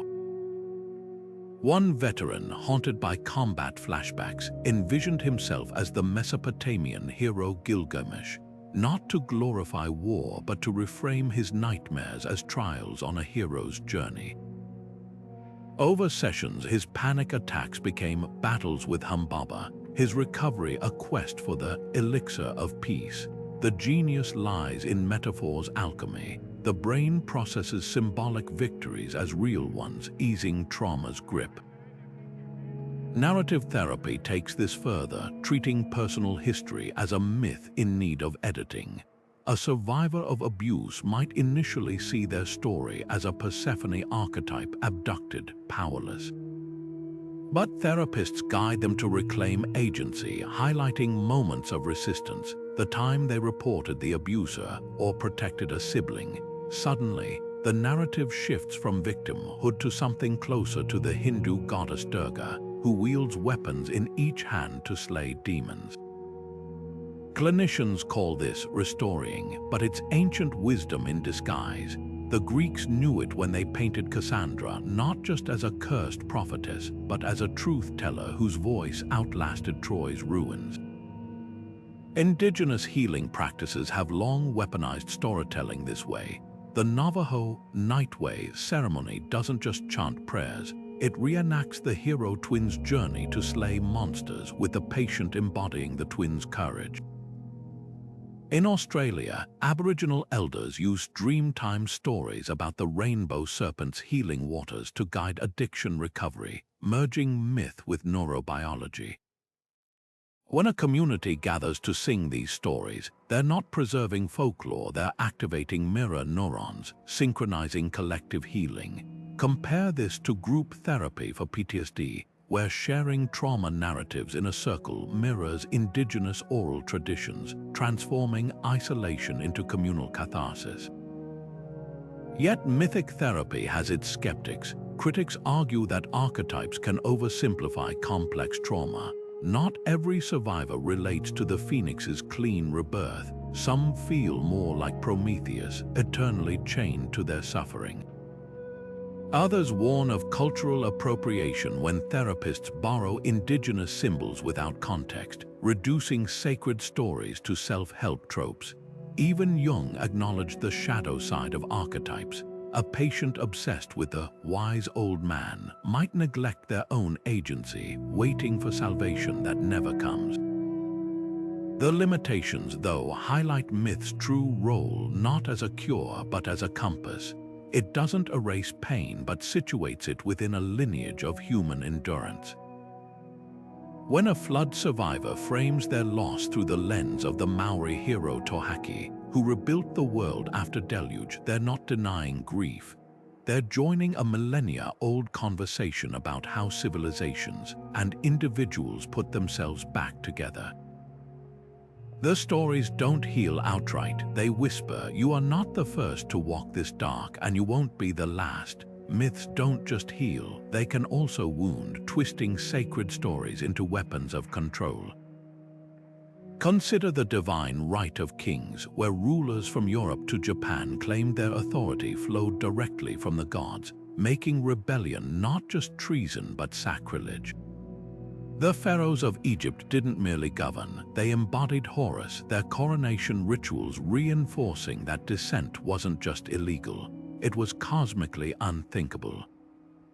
These weren't harmless tales, they were psychological shackles using myth to sanctify inequality. Even the Aztec practice of human sacrifice, framed as feeding the sun god Huitzilopochtli, served dual purposes, appeasing deities, yes, but also terrorizing subject peoples into submission. The blood on temple altars wasn't just ritual, it was political theater, a gruesome reminder of the empire's divine mandate. Romanticizing myths without context risks repeating these traps. The noble savage trope, inspired by Rousseau's idealized primitivism, erased the complexity of indigenous cultures, turning living traditions into simplistic morality tales. Viking lore gets sanitized. Two modern fans valorize Thor's hammer while glossing over the slave markets of Dublin, where Norse traders sold captives under those same gods' gaze. This cherry-picking isn't innocent nostalgia, it's cultural amnesia, stripping myths of their messy humanity to serve feel-good fantasies. The Hindu epic Mahabharata warns against this very danger in the character of Duryodhana, whose rigid adherence to dharma without wisdom turns righteousness into tyranny. Myths teach best when we confront their shadows, not just their light. Fundamentalism exemplifies the peril of literalizing mythic thinking. When sacred texts transform from symbolic guides to inflexible blueprints, the results can be catastrophic. The Crusaders' cry of Deus vult, God wills it, justified massacres, while Puritan witch trials recast folkloric boogeymen as tangible threats deserving execution. Even today, apocalyptic cults from Jonestown to QAnon graft ancient prophecies onto modern conspiracy, their followers chasing Armageddon like a self-fulfilling script.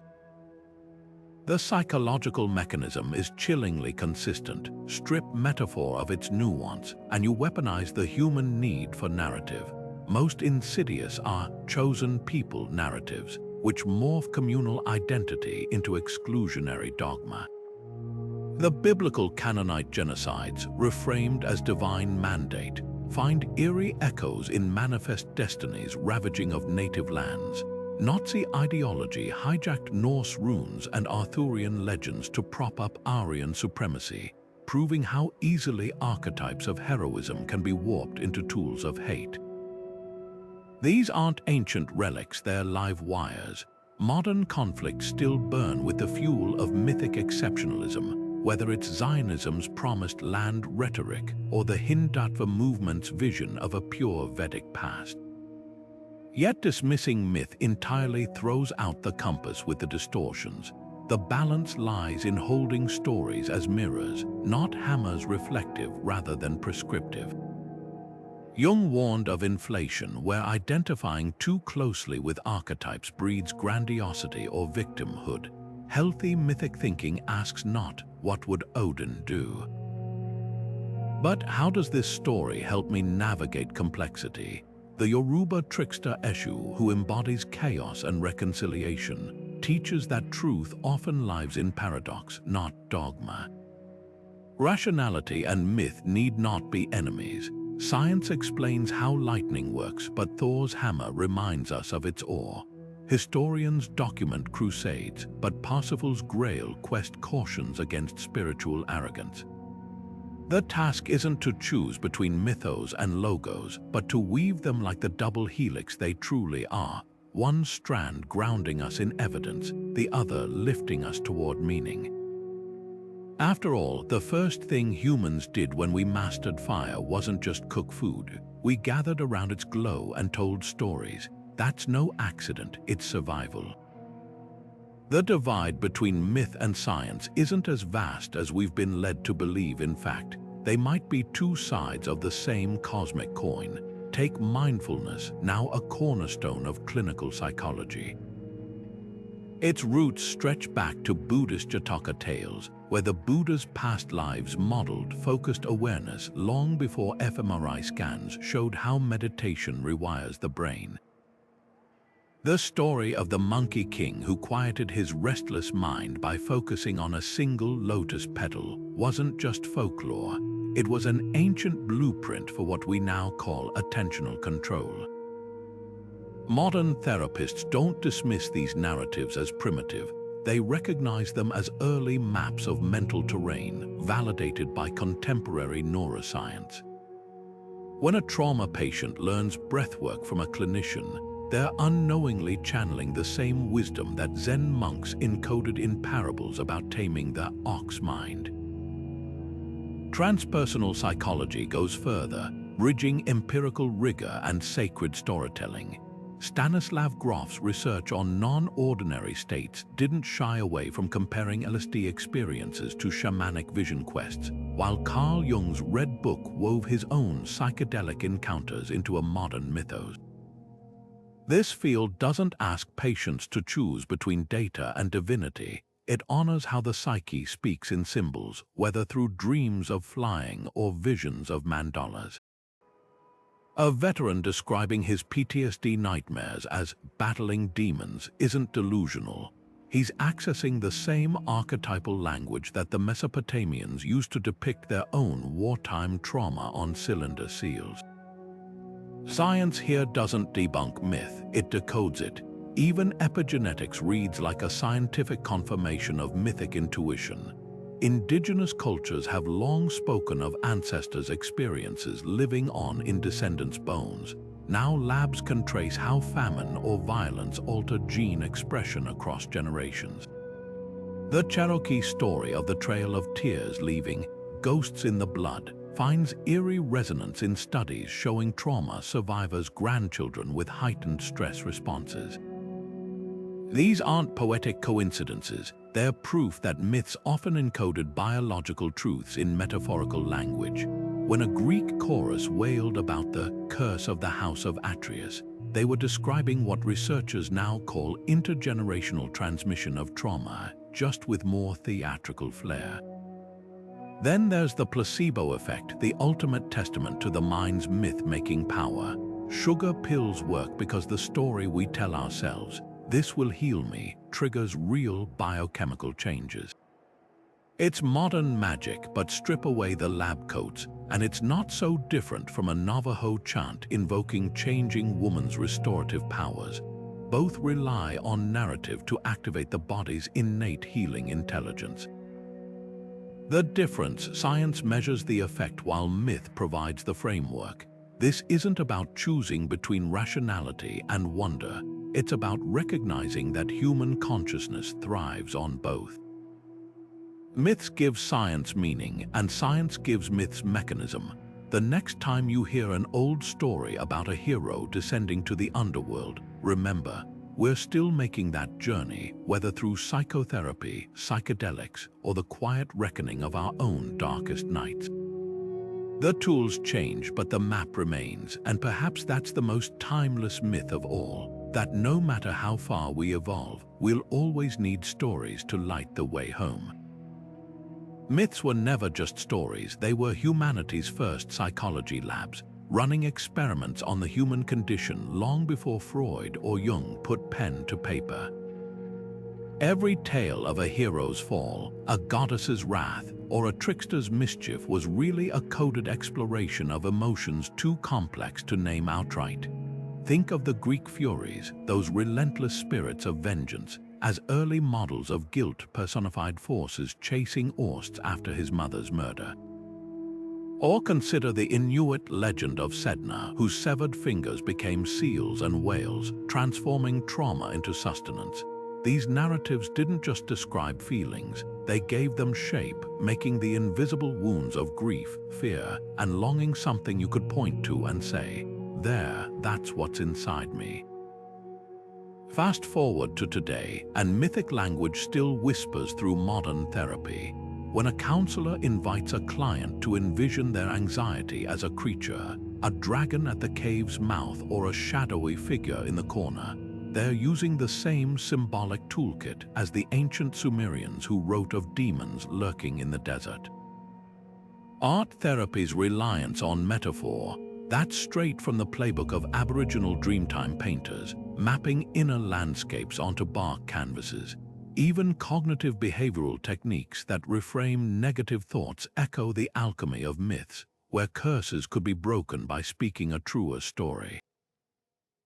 The medium has changed, but the mission hasn't: to translate the chaos of the psyche into something manageable, even beautiful. And let's not forget how myths still pulse through our collective identity. National flags, sports team mascots, even corporate origin stories all borrow mythic resonance: the underdog rising, the tribe uniting against odds. A Marvel fan weeping when Black Panther's ancestral plane appears isn't just moved by CGI. They're tapping into the same awe our ancestors felt before Osiris in his golden hall. These narratives aren't escapism, They're lifelines, helping us navigate a world that's no less uncertain than when lightning was Zeus's anger and plagues were Apollo's arrows. Carl Jung put it perfectly. Myth is the natural and indispensable intermediate stage between unconscious and conscious cognition. We didn't outgrow myths, we internalized them. The hero's journey lives in every graduation speech, the trickster archetype in every political satire, the underworld descent in every memoir of survival. So here's a question to carry with you. What myths are you living? Are you Persephone cycling between light and dark? Or perhaps Icarus learning the cost of flying too high? The stories we tell ourselves shape the lives we lead, and that's a truth as old as storytelling itself. If these hidden psychologies fascinate you, join us as we keep unraveling history's most enduring mysteries. Hit subscribe and let's keep decoding the human experience, one myth at a time.